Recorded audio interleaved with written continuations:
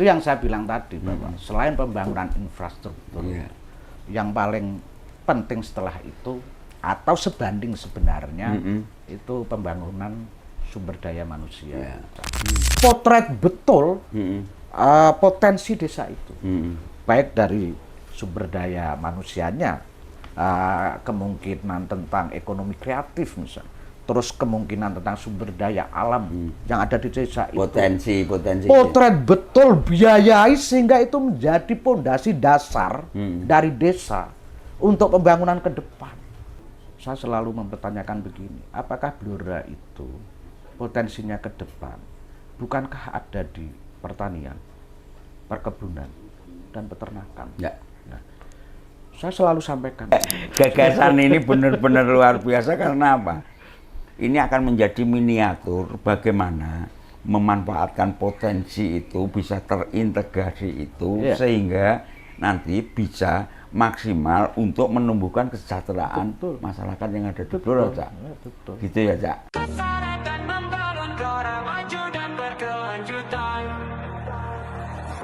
Assalamualaikum warahmatullahi wabarakatuh. Selamat datang di channel YouTube kami, channel obrolan santai tapi berbobot, berkualitas. Mudah-mudahan saya doakan pemirsa selalu diberi kesehatan, selalu diberi kemudahan oleh Allah Subhanahu wa taala sehingga untuk urusannya sehari-hari selalu diberi kelancaran. Baik, pemirsa, kami kali ini kedatangan tamu yang sangat-sangat istimewa. Beliau Muhammad Mukhlisin, legislator PKB yang kebetulan sekarang menjabat sebagai ketua Bapemperda, juga sekaligus duduk di Komisi A ya Cak Sin ya. Selain itu beliau Cak Sin ini menahkodai sebagai ketua Perbakin Blora nanti periode sampai 2009. Sehat Cak Sin? Alhamdulillah. Alhamdulillah. Ya mudah-mudahan Cak Sin kemarin habis kerja keras bagaimana menghadapi kontestasi pilkada ini, di mana sudah bekerja keras untuk mendorong memaksimalkan bagaimana untuk pasangan Asri Arif Roman Setiorini ini bisa maksimal perolehan suaranya. Dan insya Allah saya yakin Mas Arif sama Bu Derini, si Sri Setiorini ini akan memenangi di kontestasi pilkada ini, Cak Sin. Ini sangat menarik sekali, Cak Sin. Barangkali kita podcast di suasana pedesaan, ya, di sebuah bangunan yang jauh dari hiruk pikuk jalan raya dan lain-lain. Dan kalau nggak salah, ini Cak Sin menamai bahwa ini adalah Rumah Genah. Omah Genah. Ya. Ini mirip-mirip padepokan di beberapa tempat lain. Sedikit Cak Sin mungkin sekedar prolog pengantar bisa diceritakan ini latar belakang untuk mendirikan Omah Genah ini kayak apa Cak Sin? Ya, terima kasih Pak Urip. Iya. Ya, jadi memang tempat yang sederhana ini kita rancang. Inspirasinya muncul ketika saya dan kawan-kawan yang bantu saya di pencalekan kemarin 2024 ini, kita tidak ingin habis pencalekan itu selesai terus kita berhenti, karena kita bersepakat diskusi dengan banyak kalangan waktu itu. Ketika sepakat bersama-sama dengan saya itu bukan persoalannya saya jadi atau tidak, tetapi persoalannya bahwa seberapa jauh lewat momentum itu bisa menjadi awalan kita berpikir tentang masyarakat di sekitar kita atau umumnya Kabupaten Blora. Sementara di sisi yang lain aktivitas pencalekan dan alhamdulillah ini masuk periode kedua itu, aktivitas kita terlalu banyak di sentral-sentral perkotaan atau sentral-sentral kebisingan. Dan saya meyakini bahwa dengan lingkungan yang baik, dengan lingkungan yang kita bisa untuk berpikir serius, kita butuh itu. Dan kebetulan saya punya ini Bang, ya nyelengi sidik-sidik ini, alhamdulillah ada kurang lebih sekitar 2 hektar. Sehingga saya waktu itu membayangkan dan saya rembuk sama teman-teman, kalau kita buat tempat di sana yang nanti ketika perjalanan ini kita bisa berdiskusi bersama terkait tentang politik, terkait tentang lingkungan, terkait tentang pendidikan, yang ini lepas dari kebisingan kota, saya pikir kita akan lebih bisa serius untuk menatap masa depan Kabupaten Blora. Iya, artinya gini Cak Sin, bahwa omah genah ini kelak next ke depan akan menjadi sebuah tempat di mana di sini mungkin sering untuk dilakukan teman-teman lah dari semua kalangan lah, untuk rembuk-rembuk yang bisa ringan, bisa serius, bagaimana memikirkan Blora ke depan gitu ya Cak. Ya, bayangan saya memang begitu. Iya. Saya membayangkan rumah kecil ini ada rak-rak buku, terus ada semacam pertemuan rutin 2 bulanan atau apa, kecuali kita mengkaji tentang keilmuan gitu. Saya ingin justru ini bisa menjadi pusat kajian kebloraan. Baik dari sisi SD, pendidikan, budaya, dan bahkan kita bisa bicara banyak tentang potensi Blora dengan menghadirkan mereka-mereka yang berkompeten. Itu angan-angan saya semacam sekolah alam lah, studi alam saja. Saya pinginnya begitu. Ya, tapi ini kan sumbangsih luar biasa ya, mudah-mudahan ini tetap istilahnya berlanjut, tidak hanya makrok-rok asem. Artinya perlu setelah pasca pilkada ini nanti perlu dijadwalkan secara kontinu, bagaimana materi-materi apa, misalnya 1 bulan sekali, 2 bulan sekali. Yang terpenting ini konsisten, kontinu, sehingga justru nanti inspirasi untuk memajukan Blora, untuk mensejahterakan masyarakat Blora bisa diawali dari sini. Gitu ya Cak Sin. Ya, keinginan saya begitu. Keinginan saya begitu, dan ini aja selama ini juga sering teman-teman kumpul di sini. Tetapi lebih Pak, memang karena ini situasinya masih pilkada ya Mbak Urit. Jadi lebih pada bahasan-bahasan yang sifatnya apa yang viral pada waktu itu, kemudian kita diskusi cari beberapa solusi. Baik di medsos, baik di media itu ya kadang-kadang diskusi terjadi Blora ada situasi yang kayak gini, sebaiknya kayak apa gitu ya. Makanya saya punya keinginan kan begini bahwa orang itu ketika bersama saya itu tidak dia patron ke saya, tetapi patronnya adalah ke ide-ide perbaikan. Saya pengennya begitu.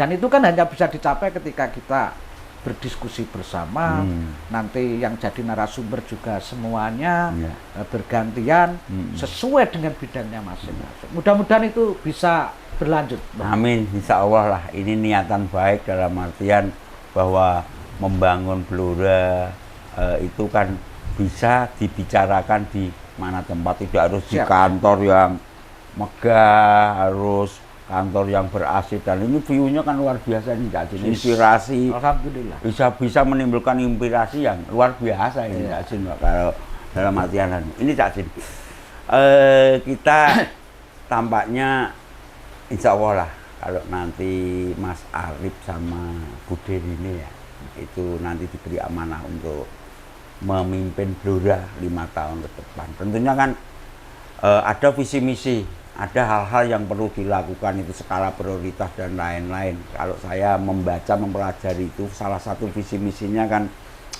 yang paling itu skala prioritas adalah tetap melanjutkan pembangunan infrastruktur. Satu hal yang mungkin tidak kalah pentingnya bagaimana mendatangkan investor di Blora Cak Sin itu. Kalau infrastruktur, saya yakin bahwa multiplier efeknya memang luar biasa. Dengan jalannya halus, dengan jalan-jalan sudah bagus, ini tentu akan meningkatkan perekonomian masyarakat. Satu hal yang sering menjadi omongan banyak orang, banyak pihak, di Blora ini investasinya kan minim sekali. Yang menarik, kemarin saya membaca di beberapa media, Cak Sin ini sudah mulai ngangepi suasana, sudah mulai prolog, yaitu menginisiasi bagaimana menggarap perda tentang RT RW. Karena perda RT RW ini adalah cikal bakal yang menentukan bagaimana nanti investasi itu akan berdatangan di Blora. Investor itu akan datang ke Blora. Kira-kira bisa digambarkan sedikit Cak Sin itu untuk prolog-prolog yang semacam itu Cak Sin? Ya, jadi saya meyakini gitu ya, pemerintahan Mas Syarif ini akan berlanjut di 2 periode. Tentu saja capaian yang hanya 3,5 tahun tentang pembangunan infrastruktur, kita tidak boleh menutup mata bahwa jarang sebenarnya orang bisa melakukan itu. Terlepas bahwa ada sisi kekurangan satu dan lain hal, tetapi kebutuhan infrastruktur di Kabupaten Blora itu menjadi yang utama. Periode kedua, saya pikir keberlanjutan infrastruktur tetap, karena apapun itu menjadi cerita masyarakat, dan saya lihat Mas Arief menangkap aspirasi itu. Nah, satu hal yang kadang harus beriringan tentang pembangunan infrastruktur itu kan pembangunan SDM. Ya. Seperti tadi Mbak Urip katakan bahwa ini kita harus mampu membaca potensi Blora, dan insya Allah Mas Arief 2 periode. Nah, saya berpikiran begini, 2 periodenya Mas Arief itu yang sekarang berpasangan dengan Bu Sri Setiorini. Budirini kalau orang akrab ya. Saya melihat ini adalah paket komplit. Belum tentu nanti pasca Mas Arief atau 10 tahun yang akan datang punya istilahnya komponen yang lengkap kayak gini. Saya bilang kenapa komponen yang lengkap? Mas Arief itu masih muda. Yang saya tahu beliaunya visioner. Dan beliaunya hampir tidak pernah berhenti. Siapapun juga tahu beliaunya punya jaringan yang kuat dan punya kemampuan lobby di atas rata-rata. Artinya cekengan pusat ya, memang luar biasa. Ditambah dengan kekuatannya Bu Rini, jaringan segala macam. Juga beberapa komposisi di anggota Dewan Kabupaten Blora, seperti ada Mas Chandra Lanova misalnya, yang Gerindra, yang beliau adalah adiknya dari Mensesnek. Bayangan saya kalau kita mampu mempersatukan itu semua dan bergerak di masing-masing profesionalitasnya, ini adalah kesempatan emas bagi Blora. Nah, masuk kepada misalnya perda RT RW yang tadi disinggung. Awalnya kan begini, saya melihat dari perda nomor 5 tahun 2021 tentang rencana tata ruang wilayah.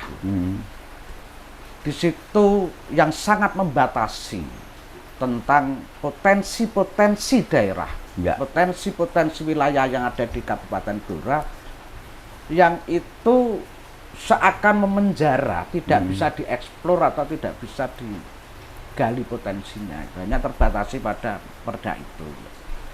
Itu sebabnya saya berdiskusi juga dengan teman-teman. Ada kemarin yang dari pelaku-pelaku industri yang menginginkan kawasan industri. Bahkan saya sampai diskusi dengan Mas Arief juga. Saya paparkan bahwa ini loh Blora kayak gini, potensinya kayak gini. Dan ini menurut saya di antara kendala ini ada di perda RT RW. Artinya perda RT RW yang ada ini setelah beberapa diskusi, terus studi di lapangan dan lain-lain, ada celah-celah ini yang perlu segera disempurnakan supaya kira-kira ini potensi yang ada di Blora itu bisa digarap maksimal, investor akan tertarik datang ke Blora gitu. Di situ arahnya. Makanya Mas Arief sempat berpesan. Oke Cak, kalau memang seperti ini untuk menggali potensi, beliaunya cuma titik. Perda RT RW kalau nanti dilakukan perubahan, harus ramah investasi. Nah ini, kalau kita bicara tentang keramahan investasi, kita harus melihat psikologi dari pelaku-pelaku investasi, faktor-faktor yang membuat investor itu bisa masuk. Di antaranya memang tentu saja rencana tata ruang wilayah.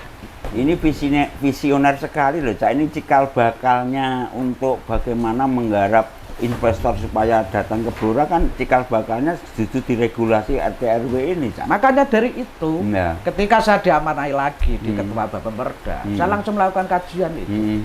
Sama bagian hukum, sama Bapeda, sama DLH. Ini gimana?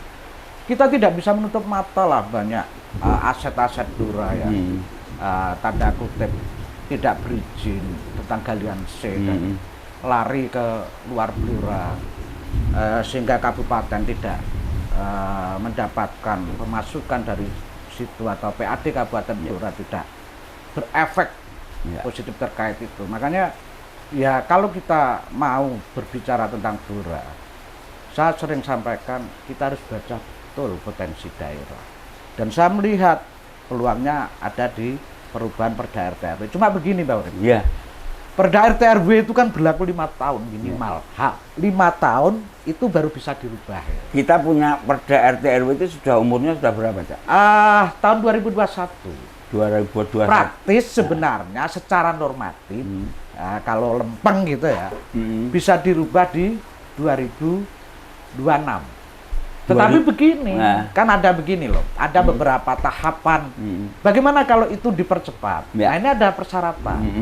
Misalnya persyaratan itu ada perubahan di Perda RT RW Provinsi Jawa Tengah yang sudah ditetapkan, dan itu Oktober kemarin sudah ditetapkan.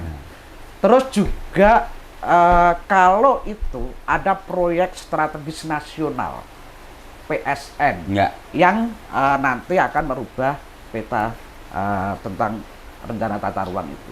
Dan itu kan kita perencanaan embung yang ada di Kradenan itu. Embung Gerak Karangnongko itu. Gerak Karangnongko itu kan masuk program strategis nasional, sehingga dengan itu gitu ya, kita memungkinkan untuk segera melakukan perubahan Perda RT RW. Artinya alasan sekarang Perda RT RW di provinsi sudah ditetapkan. Ya. Artinya ini bisa untuk sebagai dasar kita mempercepat untuk merubah Perda RT RW yang ada di kabupaten. Betul. Kira-kira nanti mau inisiatif apa nanti nunggu yang itu begini. Sebenarnya ya. Karena saya ingin percepatan sebenarnya. Biar ini mumpung punya bupati energi, punya jaringan yang cukup gitu. Saya pengennya ini harus cepat lah. Tetapi ketika kita kaji dengan teman-teman PU, dengan Bapeda itu, ternyata ada beberapa rentetan yang harus dipersiapkan. Utamanya adalah kajian material, kajian materi yang itu biasanya memakan waktu hampir 2 tahun. Juga kemarin itu ketika kita Bapemperda mengadakan koordinasi itu dari teman-teman Bapeda, PUPR, dari eksekutif lah. Eksekutif itu bilang ini memungkinkan di tahun 2027 bisa dirubah.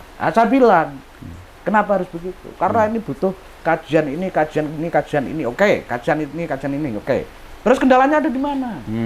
Dia bilang, ini kan belum anggarannya yang harus kita save-kan untuk mengadakan ini kajian-kajian.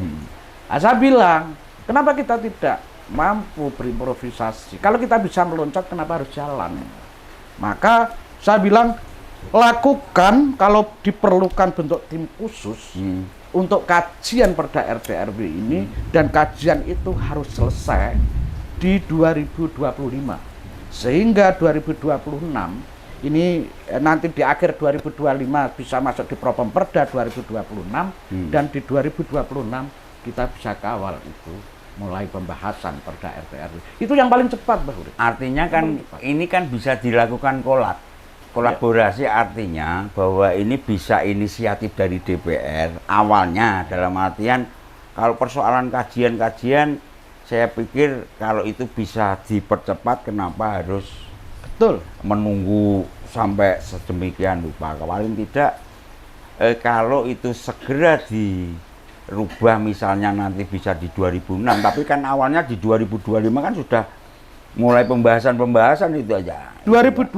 adalah persiapan materi. Ya. Kita sudah review kemarin, kemudian persiapan materi, dan saya bilang saya akan kontrol, kita akan kontrol per 3 bulan perkembangannya kayak apa kan? Progresnya ya, progres Ya. dari itu ya. Nah, saya khawatirnya begini, Hmm. Pak Urip, kita harus paham juga tentang konstelasi nasional gitu. Dan kita tahu prestasi bupati kita. Saya khawatirnya kalau kita tidak cepat, nanti jangan-jangan Mas Arif karena prestasinya menonjol gitu terus diambil pemerintah pusat misalnya suruh ngurus Indonesia. Nah, kita kalau tidak loncat nanti siapa yang akan ngapal ini semua? Artinya peluang itu saya sepakat Cak Sin. Dalam artian kan bahwa Mas Arif ini saya pikir potensinya luar biasa sehingga ini feeling aja ini. Di pertengahan jalan beliau itu menjalankan amanah sebagai Bupati Blora. Kalau memang pemerintah pusat dalam hal ini mungkin Pak Presiden mengendaki harus membantu di tingkat pusat nasional. Artinya kan jangan sampai keteteran ini yang kayak gini ini. Artinya bisa nyambung, bisa diawali dari ini karena kemarin satu prestasi itu kan dalam waktu 3,5 tahun itu pun harus menghadapi COVID dan lain-lain. Dengan memakai jaringan yang ada di pusat, pembangunan jalan di Blora sudah luar biasa itu. Wah, luar biasa sekali. Dalam artian bahkan ini kan lanjutan di Randu Belatung Getas itu lanjut, jadi nanti Desember itu mungkin tahun baru itu bagi pemudik-pemudik apalagi ini di hari raya. Jalur sudah Ngawi itu bisa lewat Randu Belatung Blas ke Blora dan ini kan luar biasa Cak Sin. Jadi segala kemungkinan bisa terjadi. Mas Arif bisa jadi dibutuhkan di pusat dan lain-lain kalau tidak dimulai dari secara dini sejak nanti setelah pelantikan dan lain-lain itu bisa jadi nanti ketinggalan zaman. Visi misi yang sudah ada itu kan yun sewu lah bisa keteteran dan lain-lain. Dalam artian saya sepakat Cak Sin selaku ketua Bapemda kan harus cek terus ini, cek and recheck tentang progres bagaimana rencana untuk merubah perda RT RW. Ya. Kalaupun tidak merubah ya menyempurnakan dari yang sudah ada ini Cak Sin. Ini agak sedikit melebar ini karena Cak Sin tadi dan feeling saya misalnya nanti 3 tahun ke depan itu Mas Arif terus kita berandai-andai ini. Ya, sebetulnya ini berandai-andai tapi juga by data juga dari kondisi-kondisi yang ada itu. Saya berpikir justru sekarang agak ego politik yang agak keegoan dan lain-lain. Saya selaku pengamat dari luar, pengamat situasi nganu. Saya membayangkan itu PKB di pileg kemarin kan juara ya sih. Ya. Mendapatkan 11 kursi. Ini benar-benar sepanjang sejarah pertempuran di Blora ini PKB luar biasa. Ini agak muncul rasa kekhawatiran kalau tiba-tiba Mas Arif itu harus ke pusat dan lain-lain. Harapan saya bagaimana mempertahankan juara ini harus tetap di pileg yang akan datang. Kira-kira jurus-jurus atau himbauan saran dari jenengan bagaimana untuk mempertahankan predikat juara ini kayak apa Cak Sin? Menurut jenengan Cak Sin? Ya, saya pikir kita samalah dalam memandang suatu wadah gitu. Ketika kita berbicara tentang organisasi. Semuanya akan bisa tercapai sesuai target kita. Tentu kalau pengelolaan organisasi profesional. Ya menurut saya yang profesional itu yang kayak apa? Ya kalau kita mau organisasi yang profesional, maka sistem yang akan kita bangun. Apakah ada kekhawatiran misalnya karena apapun sosok kepala daerah atau dalam hal ini Mas Arif yang merupakan kader PKB, kita tidak bisa memungkiri bahwa kemenangan PKB tangan dingin beliau, saya pikir semuanya bisa menilai lah tentang itu. Tetapi sebenarnya tidak boleh ketakutan yang berlebihan ketika ya sekarang ada Mas Arief. Nanti kalau ketika Mas Arief misalnya ada sesuatu yang seperti Mbah Urip ngendikake itu, bagaimana kita? Nah, untuk menjawab itu saya pikir PR kita membangun tentang SDM internal dan sistem yang ada di dalamnya itu dipersiapkan betul. Saya pikir tidak butuh waktu lama karena PKB sebenarnya tidak kurang orang pintar, tidak kurang orang yang berpotensi. Ini kan tinggal sistemnya kita jalankan, memberikan pos-pos sesuai dengan kompetensi mereka, kemudian diikat dalam sebuah kesepakatan kebersamaan. Saya pikir itu akan banyak menyelesaikan persoalan. Artinya kan kita agak menurunkan ekspektasi itu tadi, dalam artian bagaimana untuk mempertahankan PKB juara itu justru yang pertama kita kesampingkan bahwa Pak Arief itu nanti mau dibutuhkan Pak Presiden ke pusat dan lain kita kesampingkan.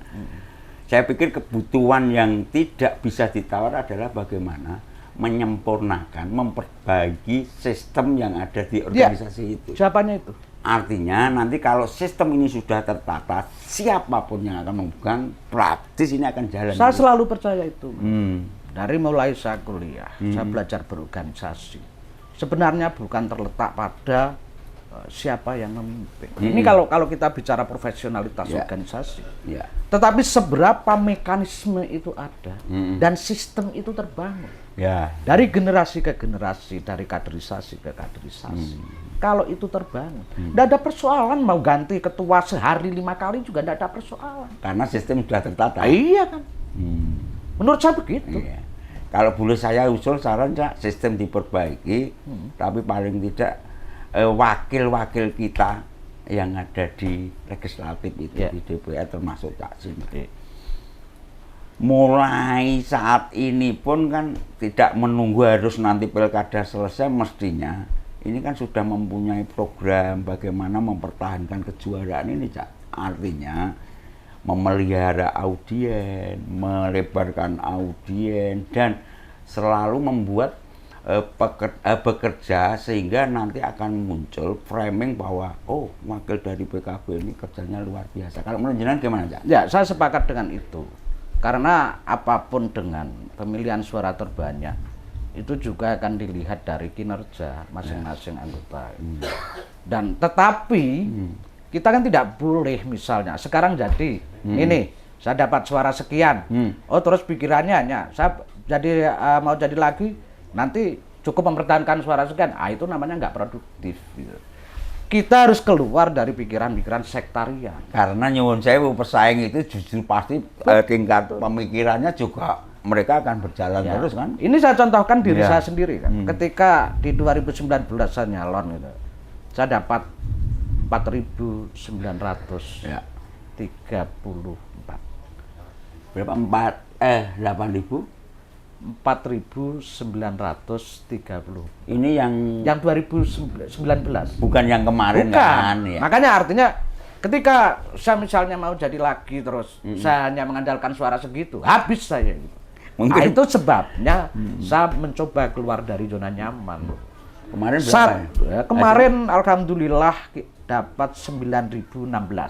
Jadi lonjakannya 100% hampir. Ya. Kalau nggak salah gini, Cak. Di dapil 1 itu Cak Sin urutannya perolehan suara terbanyak di 3. Di internal partai saya peringkat ketiga. Kalau secara kabupaten dan semua partai politik by name saya peringkat keempat. Nah, persis dengan nomor urut saya yang diberikan waktu nyari kemarin itu, nomor 4 ya saya. Dan ternyata 4 itu nomor 4 ke bawah juga tidak sesuatu yang menakutkan. Minimal bagi kita lah. Ya mungkin gini, Cak. Lompatan perolehan suara dibanding pileg yang 5 tahun yang lalu dengan yang baru kemarin 2024. Jurus-jurus atau mungkin ya trik-trik bagaimana memelihara dan meningkatkan audien itu kayak apa, Cak? Barangkali nanti bisa ditiru. Wah, ini bisa ditiru orang lain. Oh, ini rahasia perusahaannya, Cak. Tapi begini secara umum. Satu, saya melihat konstituen itu sebenarnya terletak pada trust.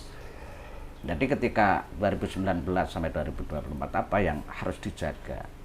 Bagi saya menjaga kepercayaan mereka itu menjadi sesuatu yang utama bagi saya. Konkretnya untuk menjaga kepercayaan itu kayak apa, Cak? Ya kita harus benar-benar ya Mbak Urep melakukan tugas dan fungsi kita. Bahwa DPRD itu apa sih? Tugas DPRD Tugas itu DPRD itu apa? Terus kemudian juga tentang istilahnya tadi ya, kalau sudah trust itu terjaga, kita menjaga diri kita terkait fungsi itu. Dan selama ini kebetulan Mbak Urep ya, saya itu kan banyak bergaul dengan kawan-kawan. Saya tidak mencoba mengambil orang atau mempengaruhi orang itu dengan material. Saya hindari itu. Saya coba adu gagasan. Artinya ini sudah pendidikan politik loh, Cak. Betul, memang itu. Iya. Karena sebenarnya orang itu ya, misalnya kalau kita mau pamer materialistik, kasih ini pasti mau ikut kita, enggak juga. Ataupun bisa seperti itu, tetapi tidak sekuat ketika kita ada kesamaan visi, kita ada satu gagasan.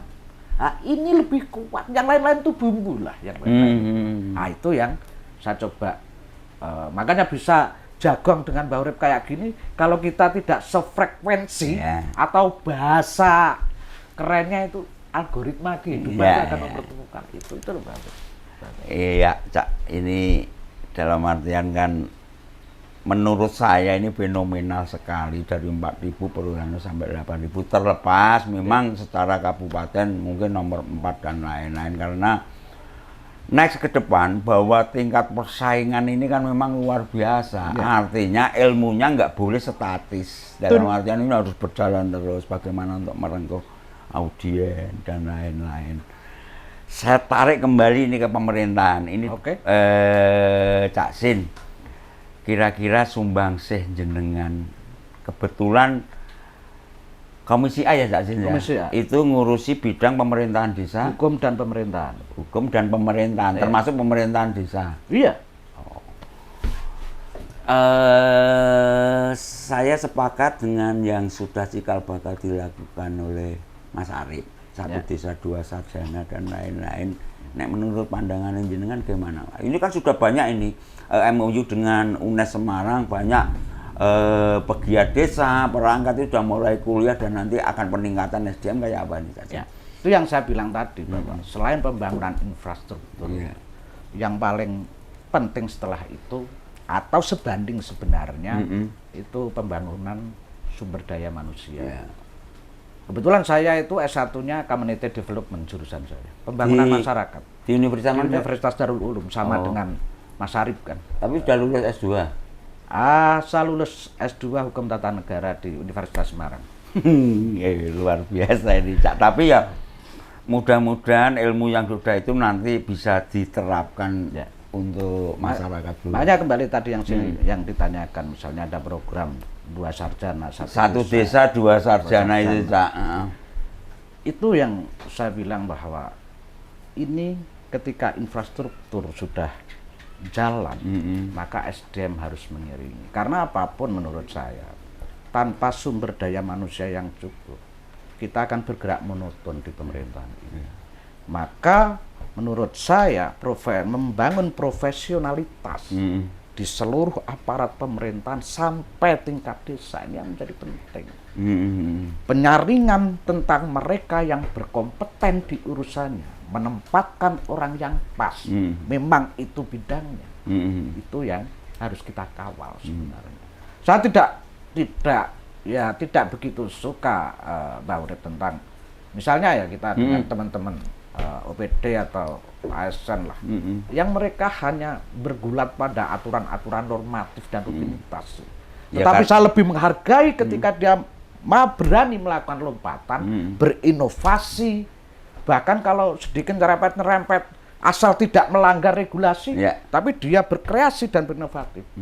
Saya justru pengen pemerintah daerah memberikan ribet hal-hal yang seperti itu. Termasuk saya sepakat selain ribet harus ada punishment dong. Tentu itu berbanding lurus.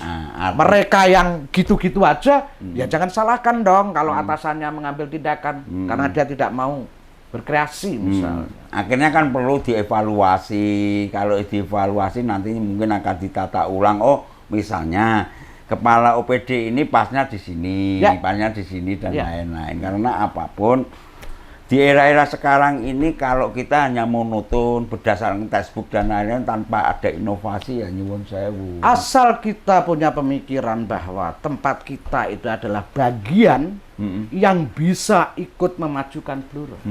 Saya pikir ditempatkan dimanapun tidak ada persoalan. Justru ketika misalnya dia ditempatkan dengan sesuai bidang keilmuannya, sesuai dengan psikologisnya, dia nyaman ada di mana, saya pikir itu akan lebih membuat dia nyaman. Kalau nyaman dia akan bisa berinovasi. Menurut saya begitu. Kalau boleh mungkin menurut Taksin evaluasi itu mungkin triwulan atau setengah tahun atau apa gitu Cak, untuk gitu Cak. Kalau saya selaku di DPRD, di Bapemperda khususnya, saya akan lakukan itu secara berkala.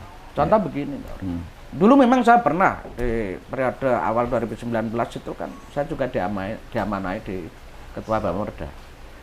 Saya mengamati bahwa selama ini itu tugasnya teman-teman di Badan Pembentukan Peraturan Daerah itu kayak apa. Nah, cenderung tiap tahunnya, waktu saya belum di situ saya amati mereka buat perda. Padahal ada tugas yang lain yang menurut saya lebih urgent, bukan pada pembuatan perda. Perda bahwa penting karena regulasi di atas ketika berubah kita akan ikuti. Tapi yang lebih penting dari itu, dulu ketika saya Ketua Bapemperda dan akan saya lakukan lagi adalah evaluasi pelaksanaan perda itu sendiri. Jadi saya tidak ingin gitu tiap tahun buat 10 perda, 20 perda, tetapi nol dalam realisasinya. Artinya itu perda ya cuma ditumpuk aja. Betul.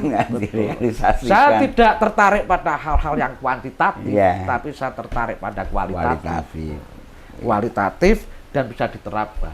Artinya 3 perda pun nggak masalah tidak produk itu, tapi implikasinya, aplikasinya itu benar-benar nyata gitu ya, Cak. Dan itu kan alat penegakan perda itu kan ada di Satpol PP.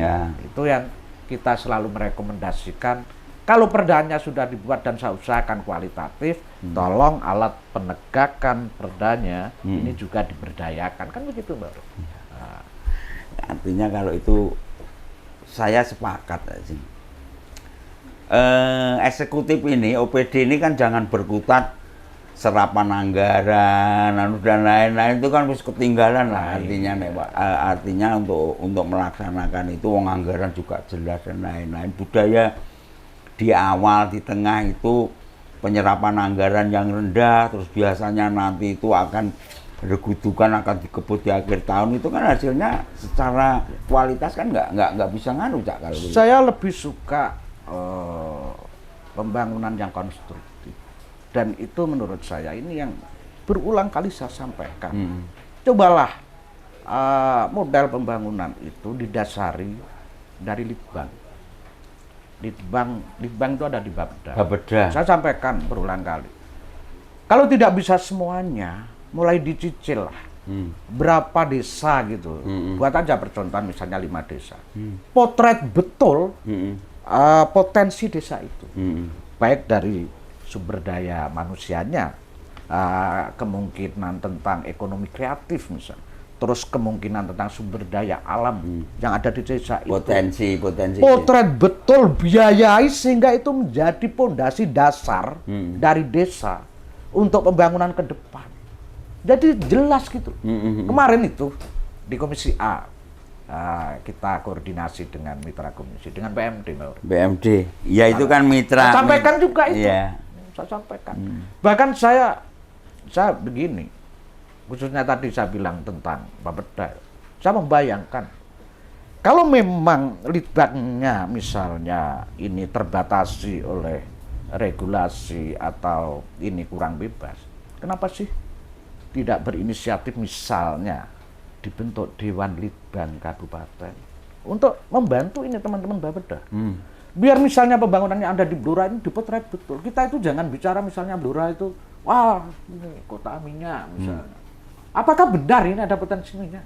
Misalnya, oke, ini pertanian, Apakah benar ada pertanyaan? Potensinya kayak apa, seberapa? Saya pengen itu Iya. dipotret betul, libatkan ahli-ahli yang berkompeten, jadikan itu dokumen blueprint yang dimiliki oleh Kabupaten Blora, kemudian kita bertahap untuk melakukan itu. Kan tidak harus misalnya terus sekarang punya tahun depan enggak kan, kita harus. Tapi artinya tahapan ini kan harus dilakukan kalau kepengen sistem ini terbangun baik untuk jangka menengah maupun jangka panjang dan lain-lain itu. Saya pengen begitu. Nah, kembali tadi, ini mumpung potensi kita ini cukup menurut saya. Dalam potensi yang mana, Cak? Potensi ya ini, saya tadi bilang Mas Arif. Oh, pemimpin kita ini potensinya luar biasa. Ini yang bawahnya ini harus nututi gitu loh. Iya. Harus nututi. Ya kemarin saya melihat agak aslinya kan bawahnya itu agak kepontal-pontal ini, Cak. Dan saya siap kok melakukan apapun demi insya Allah lah. Saya itu di DPRD saya cuma ingin bisa bermanfaat untuk lingkungan saya. Ya harus, Cak, dalam artian kan tidak mesti harus yang muluk-muluk dan lain-lain, paling enggak ya nanti di komisi Caksin atau mungkin di kapasitasnya sebagai ketua Bapemperda itu sering untuk mengundang beberapa OPD mitra kerjanya itu ya sekedar sharing, evaluasi dan lain-lain. Baik Caksin, mudah-mudahan lah terus terang di Omah Genah ini awal kita melakukan podcast ini kita saling bertukar pikiran, berdiskusi dan lain-lain. Potensi yang ada itu bisa kita maksimalkan sehingga nyuwun sewu Caksin, Blora itu yang terkenal sebutan kota sepi, kota pensiunan itu akan bergerak sedemikian cepat sehingga akan menjadi benar-benar Syukur Bage nanti bisa kita arahkan ke kota industri. Iya, makanya teman-teman kemarin ada pengarahan ke industri apa minta perda kawasan industri ya saya bilang perda kawasan industri itu ada di dalamnya perda RT RW ya tadi termasuk itu. Saya itu begini loh Mbak Urip, ini terakhir ya saya menginginkan Blora benar-benar bisa menggali potensinya. Saya periode pertama sering keliling gitu ya, Kabupaten Blora. Saya selalu bicara tentang menurut saya karena 49,3% geografis posisi tanah itu punya perhutani. Ya, kenapa kita tidak? Ini nanti panjang tapi ini sekilas saja manfaatnya. Maka saya kemudian berkeliling itu saya selalu melihat itu dan ketika saya ngisi materi saya selalu mempertanyakan begini, apakah Blora itu potensinya ke depan bukankah ada di pertanian, perkebunan, dan peternakan?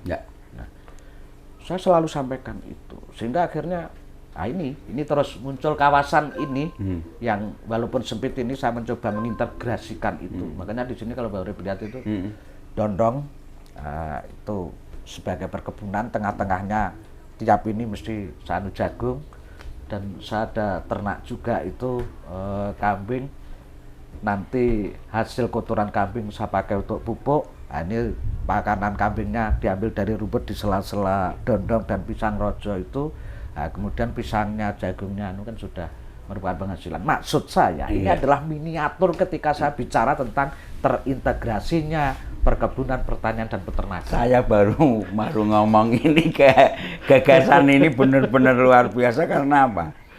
Ini akan menjadi miniatur bagaimana memanfaatkan potensi itu bisa terintegrasi itu sehingga nanti bisa maksimal untuk menumbuhkan kesejahteraan masyarakat yang ada di Blora, Cak. Gitu ya, Cak. Bisa. Makanya nanti kita mungkin lain kali lah kita akan secara fokus di apa.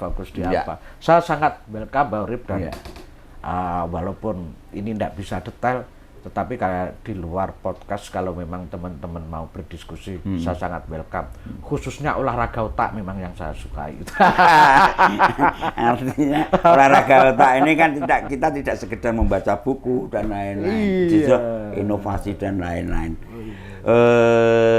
Sebelum kita akhiri, Cak, podcast kita hari ini, Cak, ini saya agak tertarik ini di sini ada yang ternyata Cak Sin kan ketua Perbakin Blora ini. Yes. Barangkali bisa diucapkan salam untuk teman-teman anggota Cak Sin bahwa nanti supaya dunia atlet menembak di Blora ini ya ada perubahan, ada peningkatan prestasi baik mungkin di lokal daerah, syukur bagai nanti seperti bisa menyumbangkan prestasi di tingkat nasional bahkan mungkin di internasional. Iya, kebetulan memang di awal-awal 2024 ini teman-teman yang tergabung di Perbakin itu mengamanai saya, ya.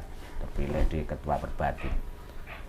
Saya bilang sama teman-teman, oke, saya mau dengan beberapa persyaratan.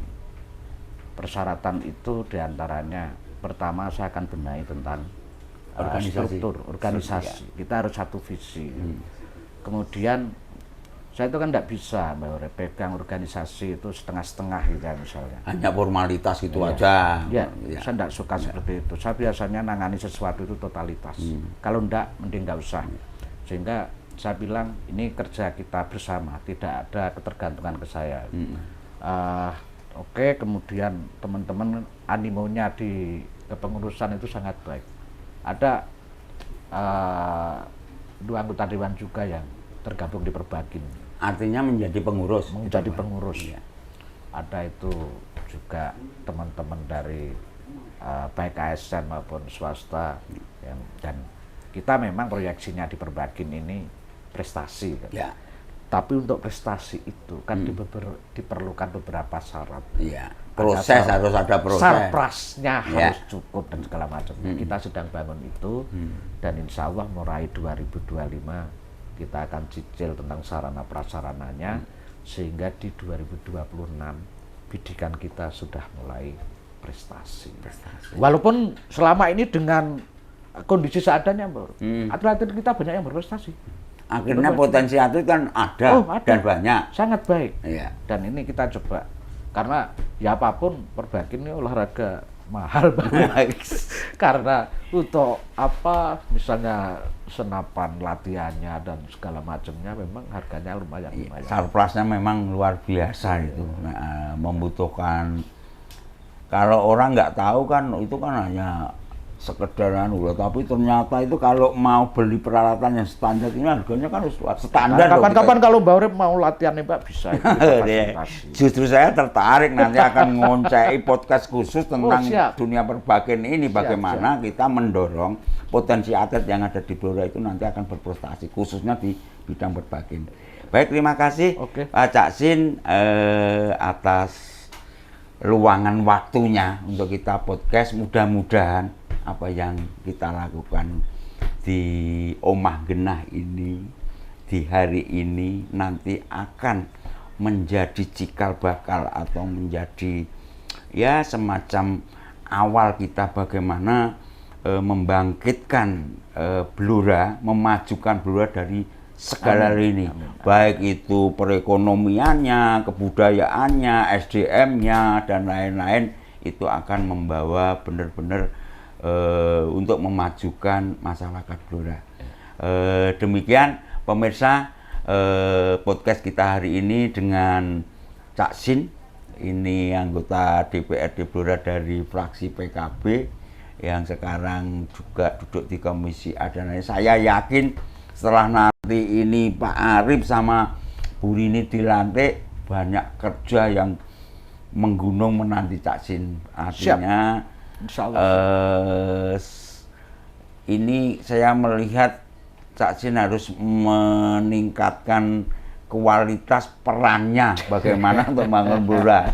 Dalam artian sudah mulai di tingkat jangan hanya berpikiran yang penting saya wis dadi, saya apa dan lain-lain. Yang jelas menurut saya di samping nanti tetap jadi dan pasti meningkat, terus menggedek ke PKB, bagaimana mengkirim PKB dengan bersama pengurus lainnya. Bismillah. Dan yang lebih luas lagi bagaimana nanti membangun Blora untuk kesejahteraan masyarakat Blora.